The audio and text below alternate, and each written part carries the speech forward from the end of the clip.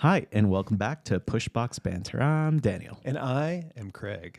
And it is great to be back. It's been a little bit since we've broadcast and Yeah, it's been put a little together while. some stuff. So we've got all sorts of cool stuff to talk about. We're going to talk some silly season talk. We're going to talk some Baku, and then things to come for F1. So Yes, exactly. So silly season stuff. So silly season, like we've got a lot of different topics here because there has been some magnificent things that have happened.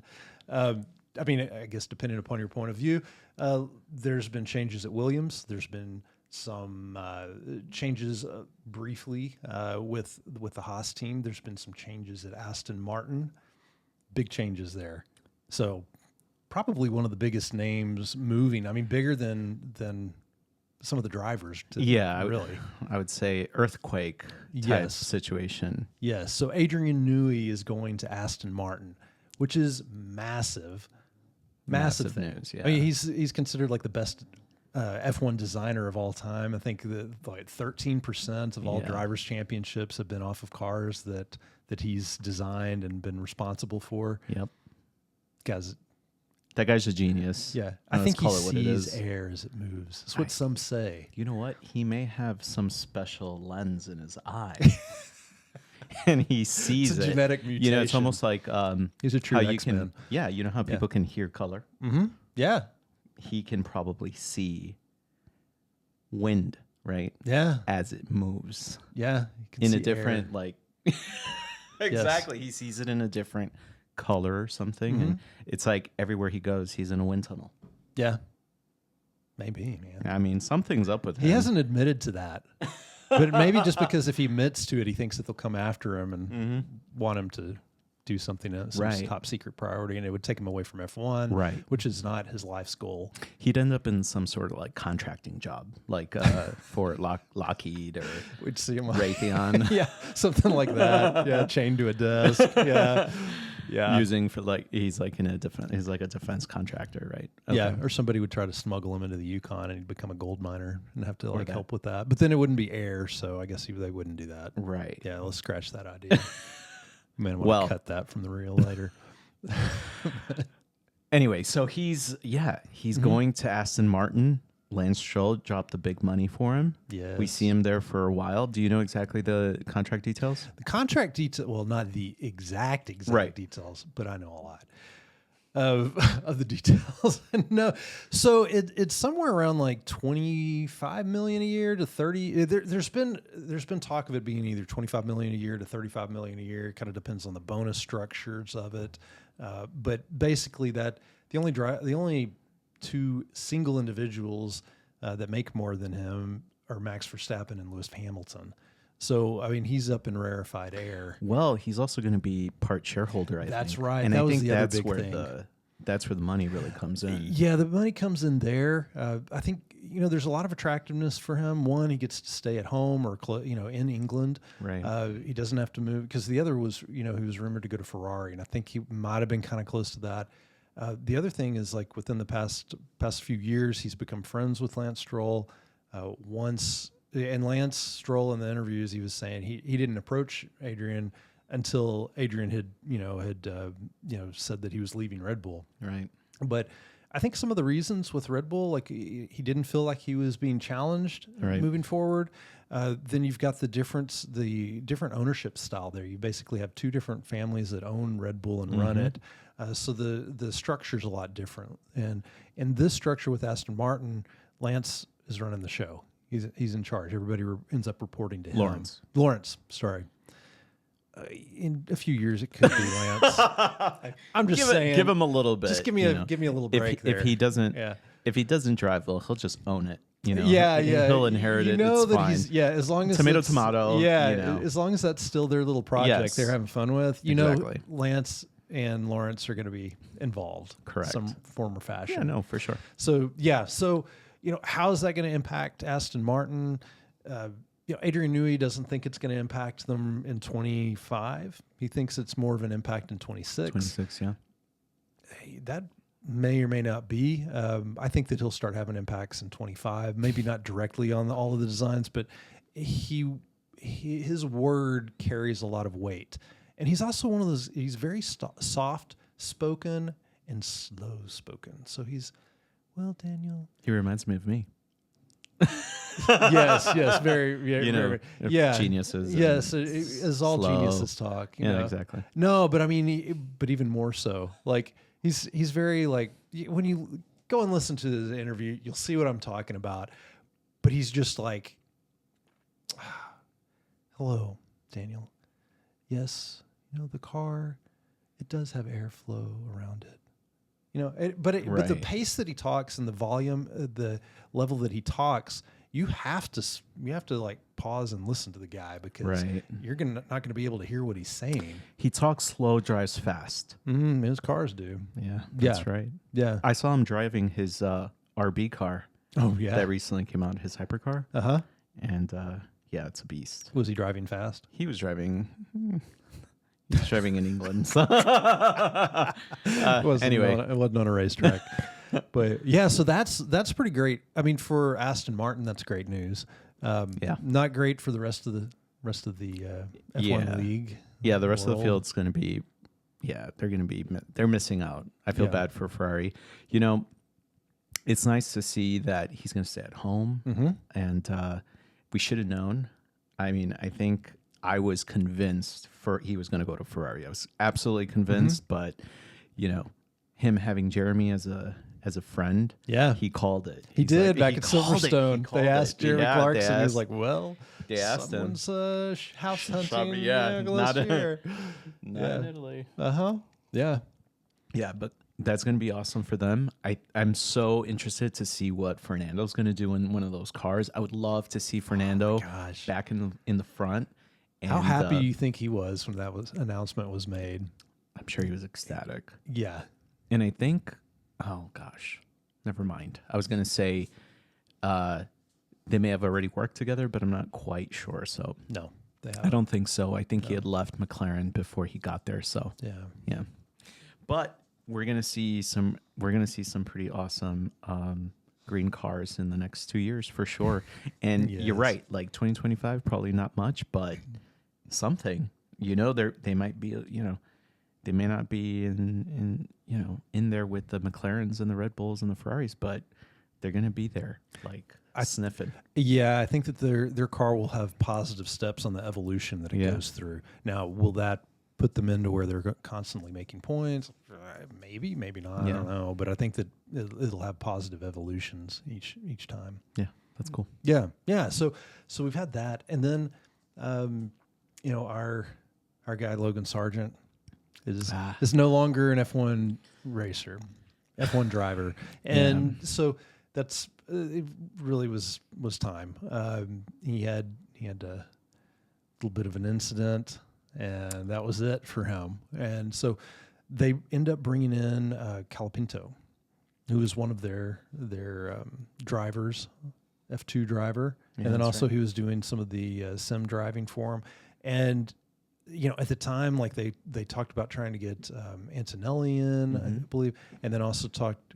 Well, actually, this time they were really talking about Lawson coming in. But there was some contract type things. They were like, they couldn't guarantee him for the rest of the year. So Red Bull didn't want to let him go in case they needed him. And then they also kind of looked at Schumacher, but not really. But so Calapinto was the guy that they pulled in. And everybody was kind of shocked because it's like, who's this guy? He's like sixth in F2. It hasn't done any like spectacular thing that this is so far to date in F2. So, and he's like the first Argentinian driver since the early 80s or something like that. I think exactly. So, so they brought him on board, and in Monza, he does pretty well. He did pretty good. Yeah. I mean, he did a good job. And then he comes on board here in Baku and makes it to Q3. Yeah. Does excellent. He's a future star. I think potentially he is. Like, there's only one open spot right now on the grid for 25, which would be with Sauber. If he continues this, I mean, they've already started talking about it online that maybe he's going to get that position. It'd be nice to see. It'd be pretty cool if he does. I really think he's got that like aura. He's got like that Senna aura to him almost. Yeah. And I believe he was like brought up and sponsored basically by Fernando Alonso. Really? Yeah, in his early years. Yeah. Yeah, because he wasn't like this trust fund baby. He was somebody that he came over. He had to learn the languages. He had to have sponsors to pay for him to be able to race and continue to race. So he was not somebody that comes from a lot of money. So it's a cool success story that we're seeing unfold. Yeah, really. He kind of jumped through all the categories pretty quickly too. Like he didn't spend more than like 1 or 2 years in any one of those. So he went F4, F3, F2, and didn't even finish F2. But it's interesting though, because like nobody talked about him. Like when you talk about like your F2 drivers, you talk Kimi Antonelli, you talk Behrman, you talk Ajkar. I'm mispronouncing his last name, but he's with Red Bull.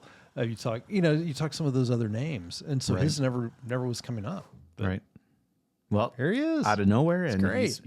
Points. Yeah, in his second race, it's crazy. Yeah, like spoiler alert. Yeah, how long? Oh well, yeah. But how long did it take? How long did my story? You can elaborate later, but okay, good. How long did it take Sargent to get points? Like, geez, this whole year it took him like. Well, he never scored a point this year. He scored a point last year. One point, scored 1 point, and his point that he scored, I think it was because somebody else had a penalty, and so he ended up scoring a point. So, well, there you go. Yeah, and so on merit, Calopinto. He scored more points in 2 races than Sargent in 2 years. Wow. Which really wasn't 2 years for Sargent. It was about 1.5 years. I like the guy. I think he's a good guy. Mm-hmm. I hope wish he him stays. success. Yeah, I really do. And wherever he goes, it'd be great if he could pull things around and get another shot in F1, but I don't think that's going to happen just because of the competitive nature is. What do you mean? In F1. You're saying he's Sargent. Sargent. Oh, we're not talking Sargent. Sorry, I gotcha. switched drivers it's for fine. a second. Yeah. Calopinto, I think's a good guy too. I think Sargent is going to be in maybe IndyCar or something. Yeah, some other rumor. Yeah. Yeah. That's okay. Yeah. He'll be great there. You know, I think his F1 career is it's over. He's not coming back. Yeah, I don't think anybody wants him back. No. So that's one of the silly season things. Another silly season thing is with Alpine. Jack Dohan. Yes. So, you've seen him on the F1 broadcast from some of the time. He'll be, after the race interviewing and talking. So that's been going on some. So that's a fun one for Alpine. And it's also pretty cool because he's, been one of the sim drivers. He's been one of the F2 drivers who grew up in their academy. So that's a good thing there. Yeah, he's put the work in. So I think he deserves it, and he's a nice character to have around on the grid because he brings a lot to the table, especially on the F1 broadcast. Yeah, he's pretty cool. Yeah, that's going to be weird for Gasly though. He's not going to know what to do getting along with a teammate because Jack, I think, is a pretty likable person. Yeah. Whereas Ocon isn't. Yeah, I know. No, it's say fair. what you will, but No, Ocon and Gasly are not known for being friends. I think they would both say that. I think Gasly's known for being pretty friendly. He befriended Tsunoda and was like more or less his mentor and helped him throughout. Which is, I don't think that Gasly gives off that energy, but it seems like he did that with Tsunoda, and I think with Jack, I think they'll get along just fine. And it seems like it's well deserved because like a lot of the progress that they've made has, I think, been because of his sim work and some of the things he's been doing. So good for him. Yeah. Can't wait. And then the other, I guess, another big thing. Yeah. In the past couple of weeks was Mercedes, and at Monza. They had Kimi Antonelli driving in FP1. That's really good. Yeah, in P1. So they had him driving. He had this super fast first lap, and then he's on his second fast lap, and ends up having a little shunt and runs into the wall and demolishes the car. So that ended his race stint there. But his times and everything were actually faster than Verstappen's at that point. Yeah. They were, so I mean, he was moving it around that track. Now, after that, then they announced that Kimi Antonelli is going to be on their squad for 2025. So he and Russell will be driving. together. So that's going to be exciting to see. Yeah, typically when folks crash in like a practice or race and things like that, they don't end up like with a contract for the next year. But I have a feeling they already had that in the books. I'm sure that they already did. It was just a formality to get him like in the car and stuff like that. But, get a little camera time for him in the car. No, that's good. Good for him. I don't think he's been doing that great in Formula 2. I don't think so. I think he's had his moments, but overall, that team's had some struggles. I think it's him and Behrman. Yeah, exactly. And Behrman also seems a little like, yeah, he doesn't have the energy, that grizzly energy he had from the beginning of the year. Yes, so. Yeah. But anyway, that's good to see. Yeah. I heard that. Go ahead. His favorite pastry is. It's a bear claw. Yeah, how did you know? Oh my gosh. Okay, so that wasn't planned. Did you know that? Horrible. Speaking of Mercedes, during the winter break, Lewis Hamilton wants to set up a race in Africa. Oh, really? Yeah, in the Congo. In the Congo, or is he wanting to set it up like in? No, which country? Is it Rwanda? Is it Rwanda? It's Rwanda, which is next door to the Congo, but a much safer place. So that actually is really interesting. So for those of you that don't keep up with the Africa geopolitical situations, or how countries progress in Africa, but Rwanda is the country that they're trying to become the Singapore of Africa, which is kind of interesting because it's a little reverse. Singapore's surrounded by water. Rwanda's basically surrounded by land, although it does have, I think, Lake Victoria that's on its side. But basically, they're wanting to have, it as a kind of an airport hub, kind of have it known for some quality things. So I think that's pretty cool, and I hope that it's successful because there's a lot of, there's a lot of interesting things in Africa, and that goes along with Africa, positive, negatives. But that would be pretty cool because Rwanda, years back in the 90s, had a lot of horrible things that happened. Horrible doesn't describe it, but it would be, it's nice to see that they're trying to progress in a positive way. So that'd be really cool. He basically called out the FIA, basically saying, "Hey, there's no excuse. We got to do this." Okay. So if everything's in line, we'll see. Maybe in the next. You got to go where the money is, though. I mean, it is a world sport, though. It is a world sport. Does it bring more money into the sport if you go to Africa?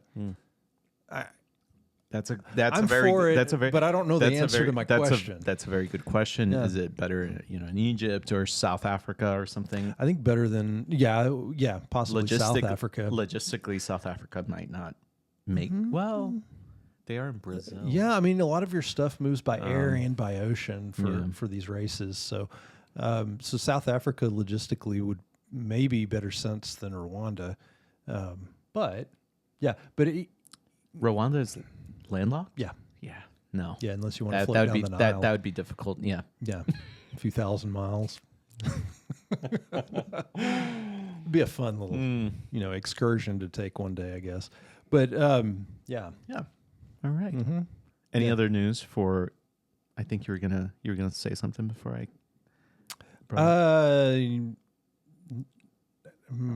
I don't know. No. Okay. I think that's probably all on the silly season stuff. Benato. Yeah. Benato's going to Audi. Maybe. No, I think he is. You may be right on the end. I'm thinking the driver. There's a no. F2 For their top top person in Audi. Yeah, that's right. That's right. So are you excited about that? I'm excited about that. I think that's pretty cool. Yeah, getting out of the gardening leave and going over there, doing some good things. He's still got the same cool haircut. He's got the same cool haircut, same glasses. I can't wait to see him too. Yeah, I hope he does really well over there. There's a lot of question marks around that team.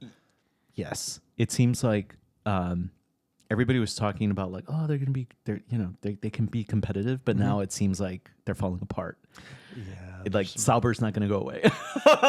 Yeah, so we'll see. We'll see how that goes. Sauber's like, I mean, they haven't scored. The DNA is still so much Sauber, so they need to really like turn it around and make it a whole new thing. Well, that's good that he's going over there because he's got some. I mean, he had some rough times with Ferrari, but yet at the same time he was with Ferrari. So yeah, anything's going to be better too, than where they are right now. I think that he can, the experiences and the atmosphere and so forth from Ferrari, I think he'll carry over. That makes sense. Yeah. I hope so too. That'd be pretty cool. All right. So yes. Baku. All right. So Baku. I really like this race. Yeah. I like the format. I like where it's located. It's really cool. It's right on the coast of the Caspian Sea. It's one of the lowest, I think the lowest elevation of any capital city in the world. But the racetrack is awesome because it's a city street track. It goes around the old walled city. So the wall was like from the 12th century. The tower there's from the 9th century. That's awesome. And they literally drive like, within a foot or two of the wall practically of the old city wall. So, and it's one that you look at and go, oh, this is a medieval wall. It's pretty awesome. It's actually very pretty. Yeah. Yeah. It's pretty cool. But then the other thing is it's because it's next to the sea, it's also usually pretty windy. And so with wind, you get a lot of debris that's on the track, whether that's plastic bags, whether it's just dirt, dust and everything. You can see the trees blowing throughout the race. So there is some talk, they'll you'll hear this, but then I don't know if they don't ever really talk about this during the race. They'll talk about it beforehand, like, oh, there's crosswinds, so they got to be careful about this and that. And they never do come back to it. I don't know if it's just because it's not bad enough crosswinds that they're seeing it. Everybody's having to deal with it, so it doesn't really change. But I didn't hear too much during the race about it. Yeah. But the other cool thing with this race is because of the time that it's set, because of its location in the world, the time of year. As the race progresses, there's more and more shadows. The sun is set a lot lower, so a couple of things of that, and then there's also like a lot of dust and things just in the air in general in that city. So it makes it to where it's hard for the drivers to see, but then also the track temperatures change. So your tires from the beginning of the race to the end of the race, there's going to be a little bit of variance there. Yeah. The tires, you run at like a really high pressure compared to most races. The guys were going with mediums and hard tires today. That's right. Yeah. So one stop. Yeah. So it was pretty cool. The big question marks, like last week with Monza and Charles Leclerc winning, and his Tifosi were very, very happy, as was he. Yeah, very ecstatic over that. Pretty cool place to win if you're going to be with Ferrari. Yeah. So coming into this race, it's like we've had 7 different winners in the last races. Yeah, so that's right. 7 different or like 4 different teams. Max Verstappen hasn't won 7 races or 5 or 6 races, 7 races, a bunch, which seems like an eternity for him, seeing how much he won last year. But so here we are this year, and coming into the race, coming into qualifying, it's open. Like, I mean, it's okay. Is it going to be Ferrari? Is it going to be McLaren? Or can, Mercedes possibly pull something out? Or has Red Bull made some updates enough to where they can pull something out? Right. Yeah. No. McLaren, I think it's really theirs and probably theirs to lose. But yeah, you're right. Mercedes is right there. Ferrari is right there. We were talking about Leclerc and how after basically Monaco, he was just disappeared. Like that car just went nowhere. It went backwards, actually, right?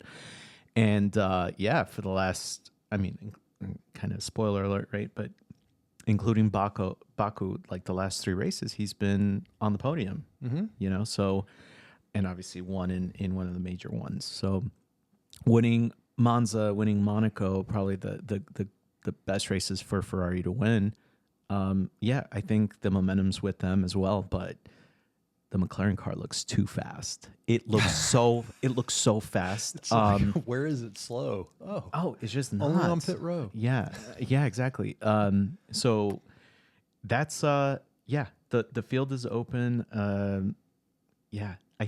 Helmut Marko basically conceded that the championship's off the books for Red Bull, that they don't see them winning.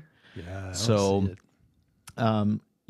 something we haven't really touched on because we haven't spoken a little bit, right? But that car has gone way back, like totally backwards. And we knew something was going on with Sergio Perez for a while, and we thought maybe it's just Sergio Perez like not hooking the car up or whatever, but it seems to have been something deeper, right?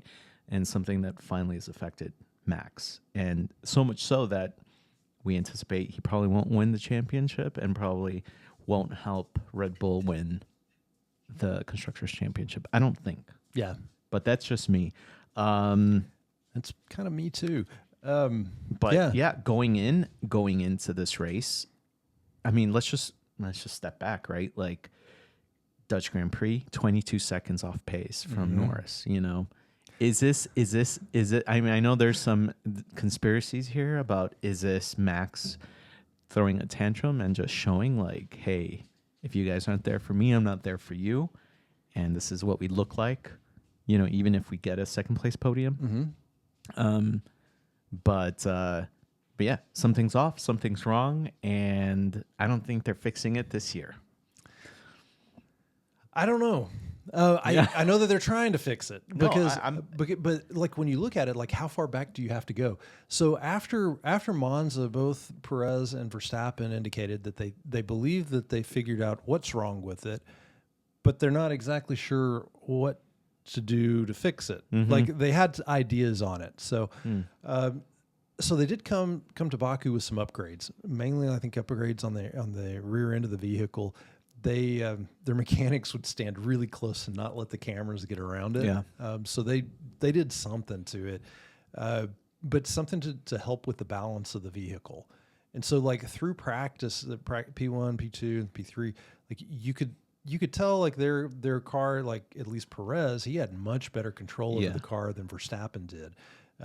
And Verstappen, like he seemed more comfortable with it than in Monza. He didn't have quite as many complaints about it. It did seem like he was handling the car pretty well. I think he was doing the best he could. Yes, I think he felt like, hey, there's been some changes here. Yeah, it seems like it's a positive change from where the car was, but I think not a positive result. Yeah, maybe not as positive as he wants it, but I don't think he was expecting it to be like, hey, we're back in contention, right? Just in 1 week, right? I don't think that, but I think that like as he drove through there, there's some issues with it. Yeah, it seems like the issues also, from what I understand, it looks to be like a complex one, right? Yes, the car is too complex. But also, it seems like their wind tunnel information. Yeah, there's like a correlation issue. So it's like garbage in, garbage out. Like even if they have an idea of how to fix it, they can't see that in their systems, and then they don't know what to fix because the car is so like over designed, right? Yeah. So that's a complicated issue to have. And then you have two drivers with complete different driving styles. One that likes a responsive front with a loose back, right? And then one that likes it a little bit more understeery. So, and yeah, you can tell today, they brought some upgrades and Perez, but is it a one-off because Perez is statistically really good in Baku? Like that's his favorite race. So is it him just generally being good in Baku, or was that car just that much better for him than it was for Max? So yeah, I mean those are very valid questions, but when you look at qualifying, so this was the first time that Perez out-qualified Verstappen since Miami in 23.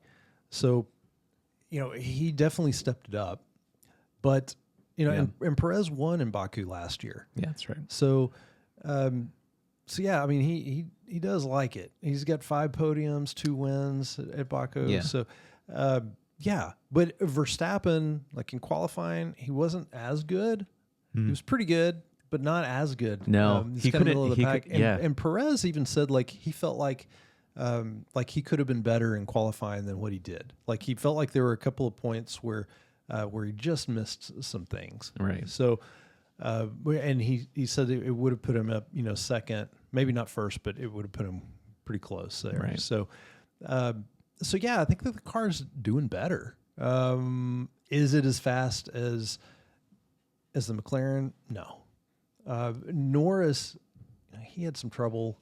It was kind of a weird situation. He went over that one curb. Oh, that's right. And then when he came back, there was a yellow safety car out there, and so he goes off the throttle at that point. He'd already dropped off the throttles to save the car from going into the wall, and then so he hits the throttle again and then drops off of it again. And by that time, like, there's no way that he can really catch up with the timing on that. So it's kind of a little bit of a bad luck deal for him. So he ends up qualifying back at 15th, which is, you're thinking at first, like if you're talking Red Bull, talking McLaren, thinking, hey. Yeah. Capitalize on some points. Red Bull may be able to capitalize. Maybe Max can keep his driver's champion. Maybe, maybe in the constructors championship. Maybe how they're going to do here. Right? Piastri, he still comes in, he qualifies as second, Leclerc first, Sainz third, Perez, or was Perez third? So, no, Sainz was third and Perez was fourth. So, it's like, it's kind of set up after qualifying. Yeah. You're like, man, these guys, maybe Red Bull, they might actually, at least not lose ground or not lose a lot of ground potentially with where they were set up. Max was around fifth, fourth, I think, fifth, maybe sixth. Sixth, I think. Sixth, yeah. So, I mean, things are kind of looking okay for him, all things considered, like going into the race and how they were talking about the car and so forth. But, Ferrari, they were running well last week. They still look pretty good. The McLaren car is still looking faster, low speed, high speed, any type of conditions that you put it in. And McLaren's going into the race with their little papaya rules. It kills me. You know what? That thing kills me. Do you think it's a response to all the pundits basically saying like, "Oh, this is stupid. They just don't make sense. They're not doing what every other team would do." What's your opinion? Would you have had those rules from the get-go, let's say coming out of the summer break, or would you just let it ride? It seems like the way that it's communicated in the media and the pundits, it seems like the pundits are going to him going, why aren't you doing this? And McLaren's going, they come up with an excuse, and then the next week they kind of massage the story to where all of a sudden they're following the pundits. Yeah, so it's almost like, okay, is that real? Or these guys really ought to be pretty knowledgeable, and they really should have already thought all this stuff out beforehand and communicated this out internally. Have they already done that? And it's just how they're spinning the story. But then I look at some of the things and some of their race day and in-race actions and decisions. And I'm like, man, McLaren every week, it's like they do something to where you're just like, gosh, guys. That doesn't really make sense. What are you doing? Yeah. And I think that they've given away points throughout the year. I think there's definitive points and easy times when you can point and go, yeah, they gave away points there. They lost it based on their own decisions. But at the same time, it seems like they've gotten a little bit better, but I don't know, man. It's a weird team. And all of the Constructors' Championship, I mean, so, with the race going down today, do you want to get into before we get into the end of the race portion, sure. Let's stay with qualifying for just one more second. So the Williams team, Albon and Colapinto, they actually qualify in the top 10, which is amazing for them. And they're at the very end of that, but legitimate, like, hey, these guys could legitimately score points for the race. That's right. So that was pretty impressive. They did better than Haas. Behrman was right there, right around 10th, 11th. Yeah. Which is kind of cool because you've got two rookies starting this time. And Colapinto out-qualified his. Yes, that's right. The first time Albon's been out-qualified by his teammate. Crazy. Yeah. Very crazy. Colapinto. That guy's going to be my new favorite, I feel like. It might be. I'm pulling for him. I always like see the kind of underdogs or the rookies or whatever, see how they do. Yeah. But yeah, so some cool stuff there. Your typical thing at the back of the grid, Tsunoda, Ricardo, Bottas, Zhou, all kind of at the back. Before we keep going, Ricardo. Yes. In or out? Out. Lawson. At the end of the year. Yeah, I know. Yeah. What's going on? He just kind of like, it was like, oh, his I could car's probably not great. I could replace Sergio probably.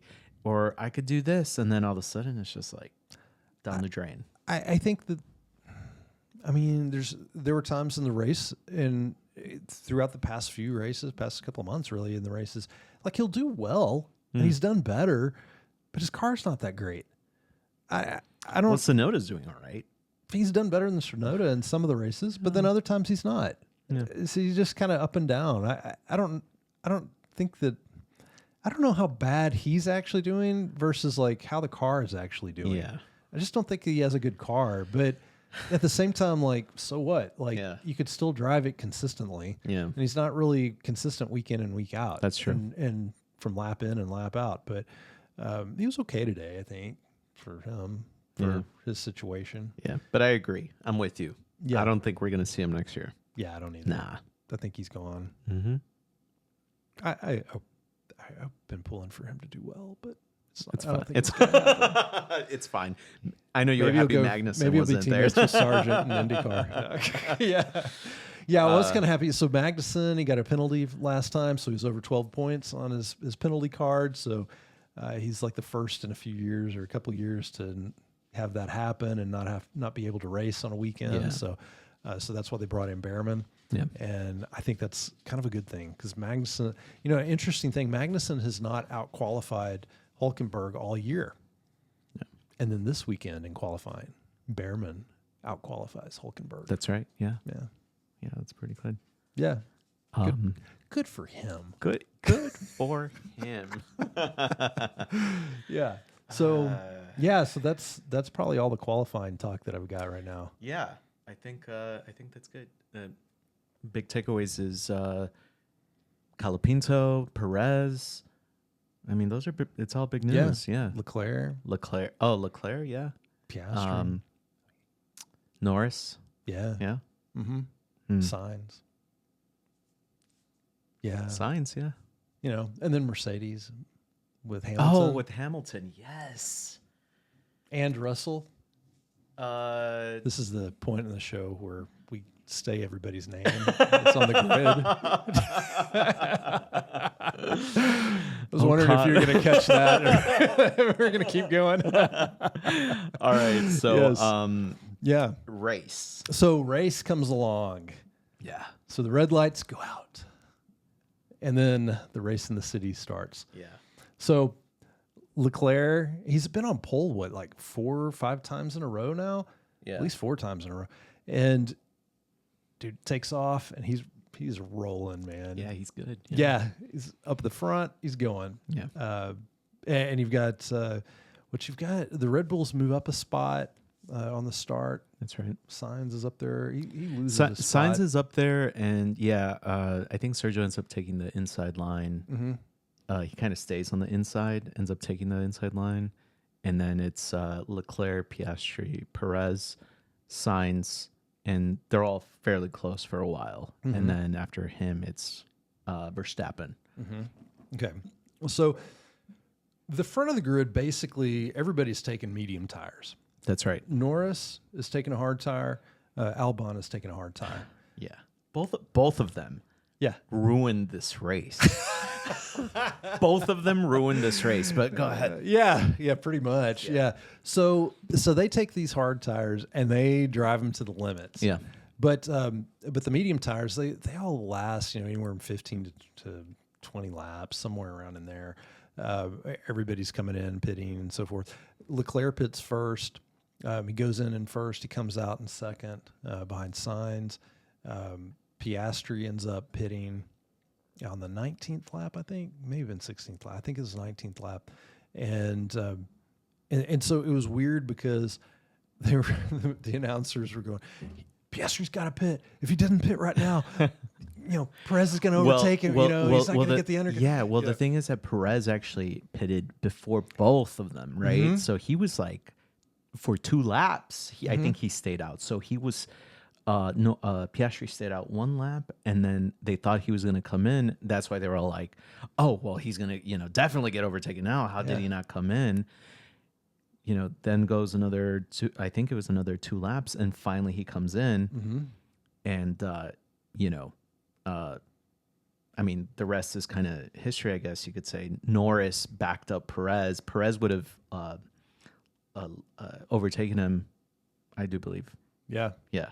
Yeah. So, yeah, I think so. So they end up asking Norris to help out Piastri. Yeah. And so, obviously Norris is kind of holding Piastri up for about a second or so, and it allows Piastri to just beat him back. When he comes back on. So later after the broadcast, they asked Norris about that, and he smiled real big and kind of chuckled. He was like, "Oh, I was just cooling my tires." I was cooling my tires, yeah. And it's funny because like right after that too, they get stuck behind Albon. Yeah. So it's like first it's Norris holding up Perez, and he holds him up for like a second and a half, cooling his tires, and then Piastri comes out like a couple, like literally like a second in front of Perez, and then they all kind of get stuck behind Albon, and then Perez gets stuck behind Albon for like another 2 laps before he can overtake him.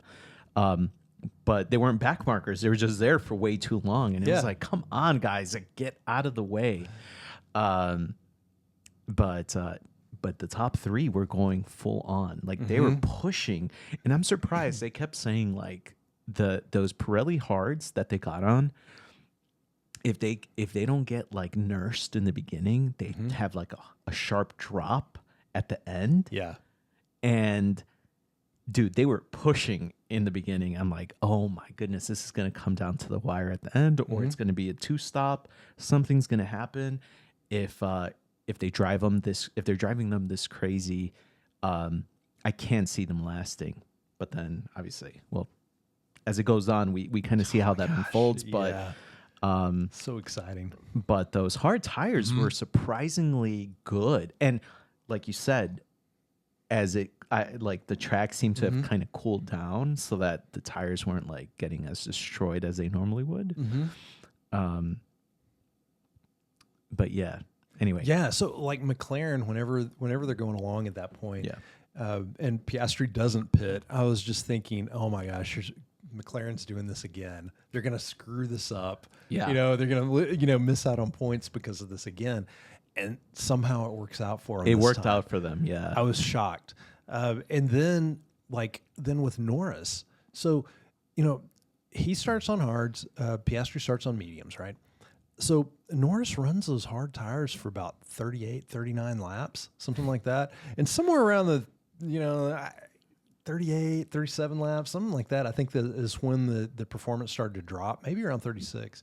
So Piastri knows like he's got plenty of life on these hard tires when he gets them. He knows he can run this sucker, and he does, and he's in clean air. Yeah. Once he passes Leclerc. Yeah. With the great pass, I think. I'm surprised they didn't do what they did in Monza. And just like pit like 10 laps before that.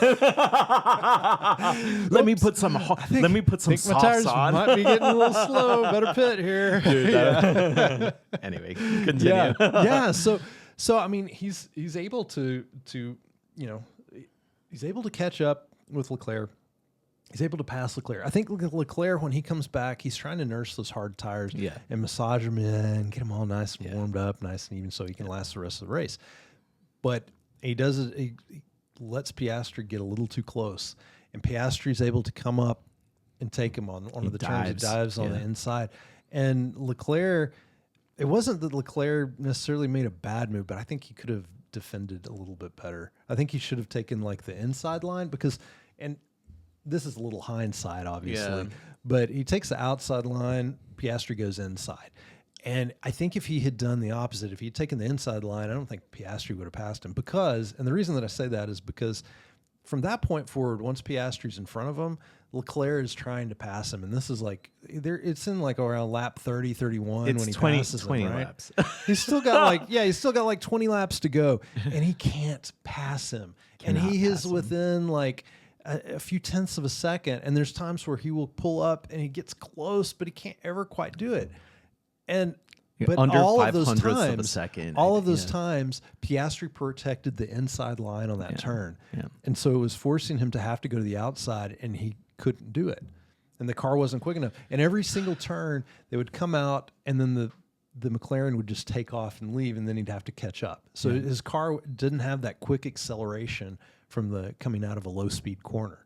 Just a straight line speed to begin with. Yeah, the straight line speed just wasn't as good. We're talking about like 20 laps of like having DRS open. Yes. And you can't execute the move. You got to be kidding me, dude. So, like, Leclerc, come on. But he couldn't. It just didn't have the speed. He didn't have the speed. I have a feeling that I think he might. Yeah, go ahead. Yeah. Well, I was going to say, like, had he not been passed then, he got caught off guard. Yeah. But the tires were still fresh on both of them. He could have repassed him, possibly, but obviously the McLaren's just, the car's just faster, right? And so that's kind of going to my point that I think if it wasn't that lap where he kind of dived in and kind of caught him off guard, it would have been the next lap or the next lap or the next. I mean, he would have had 20 chances. You think? Yeah. You think yeah. That's a good point. Like, I think that Leclerc was fixated on making these tires last, and so he was involved in doing that. Once Piastri passes him, I think he's still trying to make the tires last, and so he's not as concerned to pass right away. But in reality, like, he should have passed as fast and tried to pass and overtake as fast as he could then, because being in front makes it, in my opinion, would have made a huge difference, because you've got all the dust and debris that was blowing around there. You could see it coming up from behind the wheels. Yes, that's true. But also that Ferrari was having a harder time with the hards than he was having with the mediums, right? That's true. So it wasn't the same where he took off and he had like first, I don't know what happened in the Ferrari pit, because he lost like 3 or 4 seconds, right? He had a lead of 3 or 4 seconds, lost it. So when they put the hards on, the hards just weren't working for him to begin with. Yeah, he was good and they were all right. And eventually, obviously it helped even Sainz after a while. Like, they were dialing in those tires, but I don't think he was in the same, like, he had that car hooked up the same way he had him with the mediums. Yeah. Yeah. I think you're exactly right. Because one of the things that happened with him was in P1, he had a nice little collision with the wall. Yeah, and he never did get to actually run on hard tires. Yeah, that's right. So his car, like, they never did actually get to do a setup on it. So you're probably right with that. Yeah. Yeah. That's, yeah. Mm-hmm. But yeah, I mean, hats off to Piastri. He didn't make a mistake. Like, he could have made a mistake on all of those laps. Every single one, because all of those corners, like, there's some technical corners you're going in and out of, and you've got a guy right behind you where if you make one mistake, he's going to pass you. This race was so good. Like, I'm excited now just thinking about it. Yes, listeners, if you haven't watched this race, you need to go back and watch it. Yeah, it was excellent. And you know what's cool? That even when he did do a mistake, Leclerc did the same mistake. Like, when they were on the curb, like, on that curb. Right. Yeah. And he would slide a little bit. Guess who would slide right behind him? Yeah. It was amazing. Amazing. I mean, you could say that was the story, right? He gets passed, and the story is they continue like this for the next however many laps, right? 30 laps, whatever. And then finally, 10 laps to go, and Sainz shows up. Now it's a duel. Now it's a battle royale. Yeah. It was amazing. It was like, for a while, it was like a 2-car race, 3-car race, and then all of a sudden Sainz. Sainz was like 9 seconds off. Like, he was 9 seconds off the pace. Yeah. So it was like they were all within a second of each other, within a second for like 10 plus laps. Yeah. He couldn't do it. He could Shaw couldn't make the move, right? Every time he tried to make the move, guess who was getting close? Perez, right? Right. And then out of nowhere, it's like 6 seconds, Sainz. And then 4 seconds, Sainz. 3 seconds.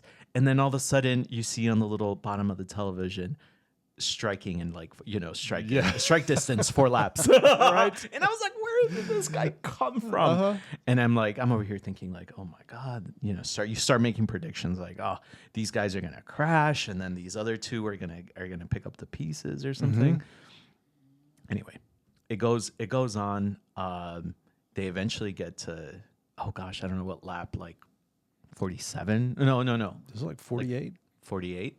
49, 48-ish? I think around there. And there's 51 in total. Yes, correct. Yeah. So around 48, 47, 48, or 49. It was 2 laps before, so 49. Yeah. And Shaw's tires start to drop completely. So he gives one last push to try to catch Piastri. Can't do it. Tires die. Yeah. So he's just rolling. I mean, don't get me wrong. He's going fast, but he's just like keeping that car on the track. Is like trying not to hit the wall. He was 7/10 behind, and now he's like 2, 3. Yeah. Every lap he's losing like a second, and so now he's backing up to Perez, and then behind Perez you've got Sainz. They go to the first corner. Perez tries to make a move on Leclerc. Leclerc kind of protects the inside, as he should have done with the Piastri the first time. And Perez basically kind of gets squeezed, has to take kind of like an outside line. Sainz comes through. And what do you want to say? What happens next? No, you keep going. I mean, Sainz comes through. So he goes outside. Sainz comes through the outside, and they're kind of approaching a little straight, and Perez is on the inside, maybe a quarter of a car length onto the right side of Sainz, and Sainz basically doesn't see what's going on coming off the corner, and they're a little bit into the straight. Glides into Perez. Perez doesn't move. He's like, hey, this is my line. Sainz trying to take the toe from Leclerc, but the toe is already being taken by Perez. And they make contact and into the wall. Yeah, so you've got Perez as my left hand, Sainz is the right hand, and they're going down the straight, and Sainz is just drifting over, and Perez is kind of in his blind spot, and his front right wheel just makes contact with that right rear tire or left rear tire. Just a little bit. A little bit. And so live TV shot is a rear camera on Leclerc's car. So all that you see is all of a sudden like Sainz's car just goes. It does a 90-degree turn. Takes them both right into the wall, and you're just like, what just happened? What just happened? You know, I'm like God. All of a sudden, like I'm thinking up to this point, I'm thinking, okay, Constructors Championship, we got Red Bull. We're going to get a podium with Red Bull and Perez. He's going to do really well. And then Verstappen, he's behind, but, you know, he's still going to get some points. They're not going to get that far behind. Yeah. You know, they're still going to be possibly in the lead. And then all of a sudden, huge change just right there. And I'm thinking, oh, my gosh, is that what we're going to look back on and go, that's what cost Red Bull the Constructors Championship was right there. That Seriously. One moment, that was their undoing. But yeah. So you've got those two guys. You got the yellow car. Yeah, you got safety car comes out. I don't know why I say yellow, but it's all right. So yeah, so you've got Piastri, and then Leclerc. 1-2. Yes, Piastri was already far ahead. He secured it, no problem. Leclerc, you could thank his teammate for taking out Perez. But Leclerc looked bad. I don't think Leclerc would have podiumed if I don't think so. With two laps left and Perez still having tires, Perez was going to overtake him but didn't. Yeah. And you know how it is always with when you have three, it's always the guy in the back that's almost always going to benefit from that race. And in this case, he kind of did. He overtook Perez because Perez lost that spot. Yeah. But obviously there was that whole shunt, which was ridiculous. And also super dangerous. Those are honestly the worst ones when they're just going full speed ahead and it's a quick just like pivot to the wall. Like that's super dangerous. Yeah. But when I saw both were okay. Both were okay. Yes. I think Perez cursed him into oblivion. Like he was so pissed. He's like, effing idiot. What's he doing? Yeah. And the other guy's like, he's home? What? He reminded me like a Muppet. Like, what happened there? Yeah. What happened there? What? Yeah. There's a car right next to me. I was in an accident. Like he got concussed. Yeah. Nobody figured it out. Yeah, right. No, but yeah. So those two, honestly, but I think Leclerc wouldn't have. I don't think. You he know, would like, have. I don't that's think so. interesting. You know, I don't think so. I was so focused on them passing, and if there was going to be a pass, I hadn't even gotten to that part and thinking about that that far through. When I saw his tires going, I said, it's done. Yeah. Piastri, Sainz, Perez, or Piastri, Perez, Sainz. One of the two. That's going to happen. Yeah, I don't think. You're probably right. Yeah, I don't think that that Sainz had the pace in 2 laps to catch Piastri. I'm sorry, Sainz to catch Piastri, just because there's only 2 laps left, and he was already like 3 seconds in front of Leclerc. Leclerc was just holding him up at that point. But so you're talking like so you're saying basically you think Perez would have come in second. I think he would have come in second. So that's 18 points in the Constructors' Championship. Yes. And since he has the shunt, doesn't finish, none. 0. So an 18-point swing there. Yeah. They would have kept the Constructors' Championship. Yeah. Oh wait, yeah, they would have kept it for at least another race. Yeah. But on a positive note, depending on if you're a fan or not, it's good to see Perez back. Yeah. It's good for me as a fan of Perez, and it's good for the sake of the constructors to see them doing something. I don't even know if it's positive. I don't know that they can actually affect any change on that car that's actually going to be impactful to the championship. Like, you know, Helmet and everybody's already kind of given up on the championship. They're saying that. That's just lip service. But actually going into it, Horner was like, well, you never know. Perez could, you know, he's looking good. These are his races. He could be the champion. Yeah. And he could have won it. He was close. He was close. Yeah. Like he wasn't close enough in qualifying. Obviously, he made a few little errors, and then in the race, he didn't have the top speed.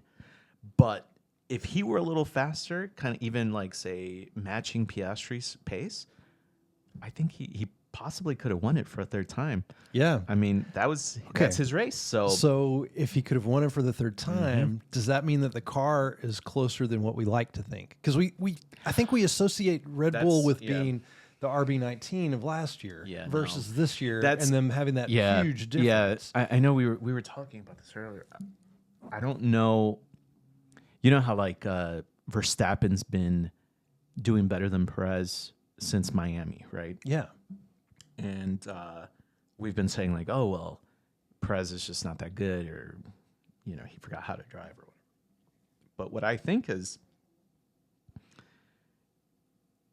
Max is just so good at dealing with challenges in cars. You know, ever since he was a kid, his dad was making him drive the car with something wrong and having him identify it, right? Yeah. And so he's that caliber of a driver that can drive with things going wrong with the car and identify what those things are. And obviously that car is made for him. So he's been doing what he's been. I think he's been overdriving the car since then, like you're driving it way Yeah. beyond its capabilities. Yeah. I mean, I know that's not a fair thing to say because the car is doing the things, so it's obviously capable of doing those things. But, you know, that he's eking out the bit of magic in that car that is only there because he's driving it.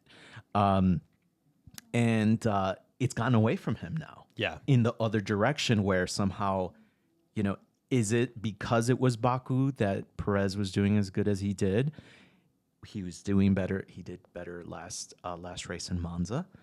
You know, maybe Singapore will tell us if that car is in Perez's favor. Like, well, maybe it's just the car and something's wrong, and maybe they're both struggling with that car again. And Baku was kind of you know, a one-off because Perez can drive it in the back of his eyes closed, and he's just that good at it. I don't know. I think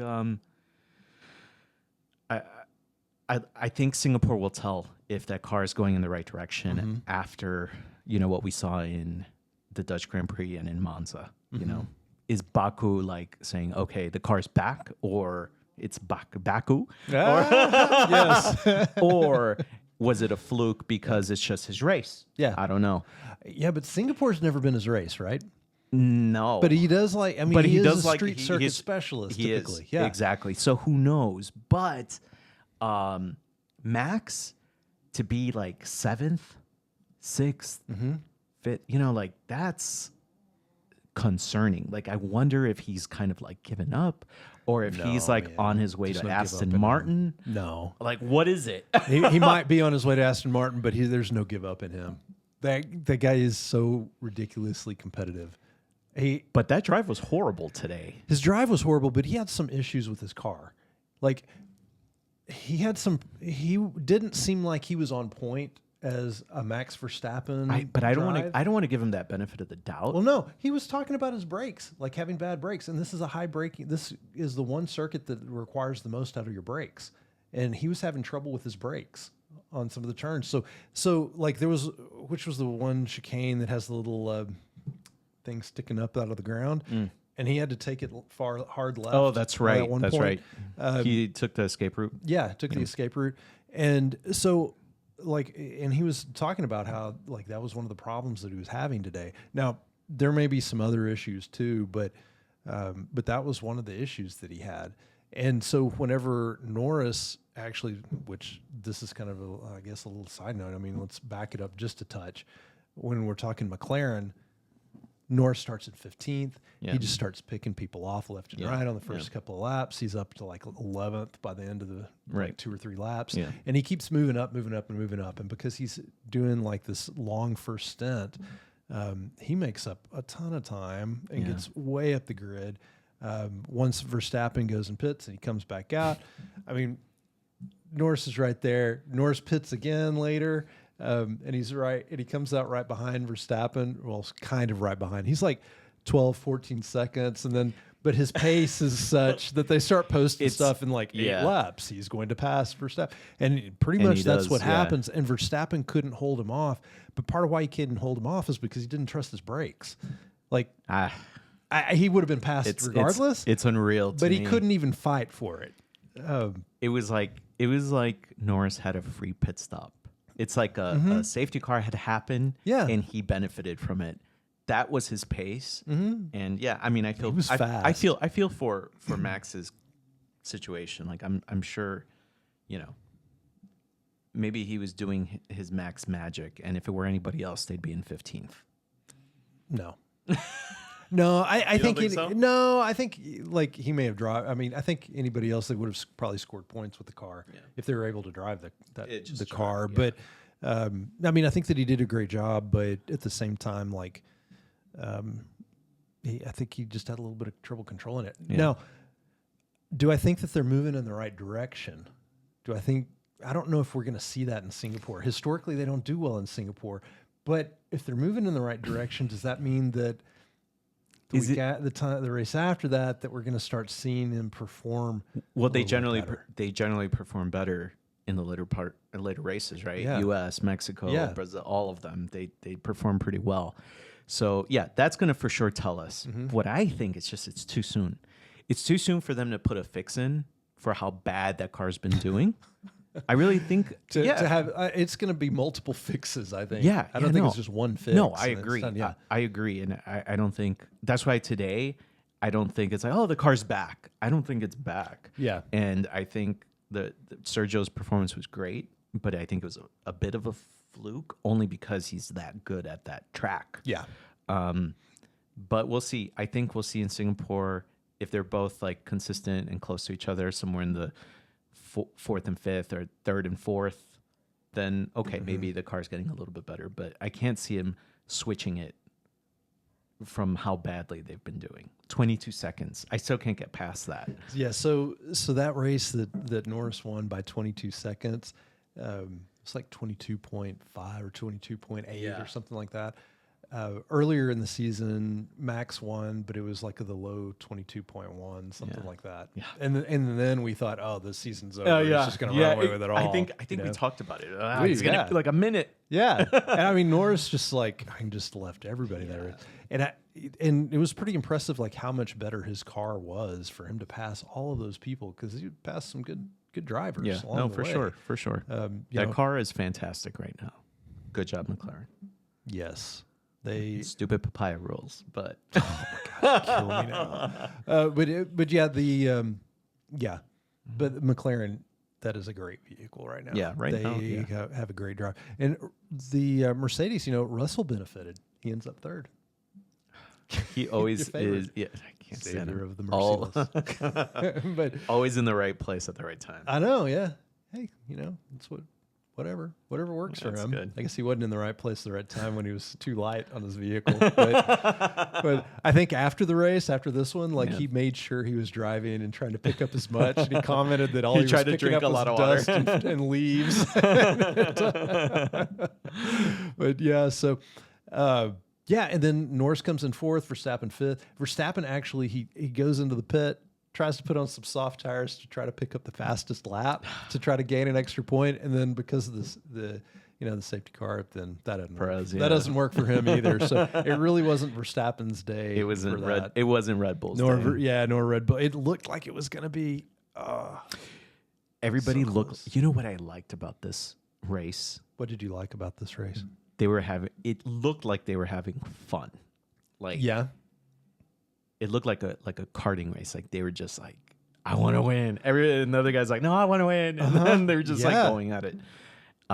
It's like this race was cool. I was like right next to the television. I was like, It was amazing. Amazing. Yeah, I really liked it because, all of these at different, like you've got the 1, 2, 3, 4 places, going after it at the end of the race, and 1 and 2 and 3 all throughout most of the race. And then throughout different sections of the race, there were groups that were constantly fighting back and forth, Yeah. And so there was something exciting going on the whole time. Sonoda gets taken out by Stroll. Oh my gosh. Yes. So tore his side pod. Yeah, tore his side part. Tore the VI off of Visa. That's how. I mean, it was literally this big of a hole in his side pod. And they were. I can't imagine that we didn't see that as it drove by. But yeah, so Sonoda keeps driving, and these cars are just coming and just passing him and he's not putting up any defense whatsoever. Yeah, and that's why he had a huge hole in his car. But, what's to come?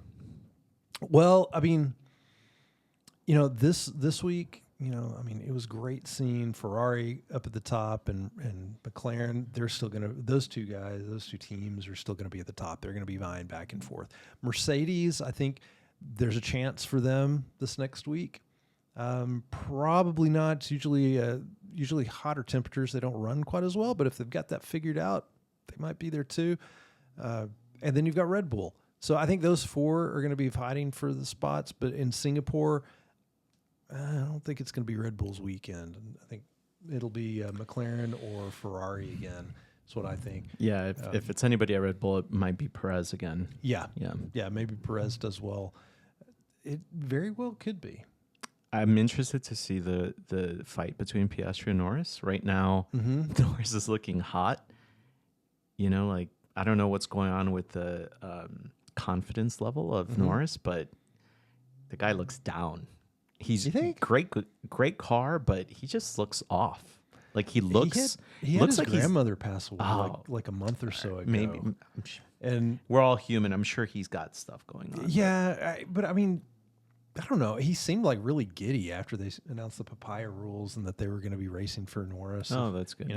But then he seems like he wears his emotions a little bit more on his sleeve than what a lot of people do. Yeah. And I don't think he was too happy about not making it out of the first qualifying round. Yeah.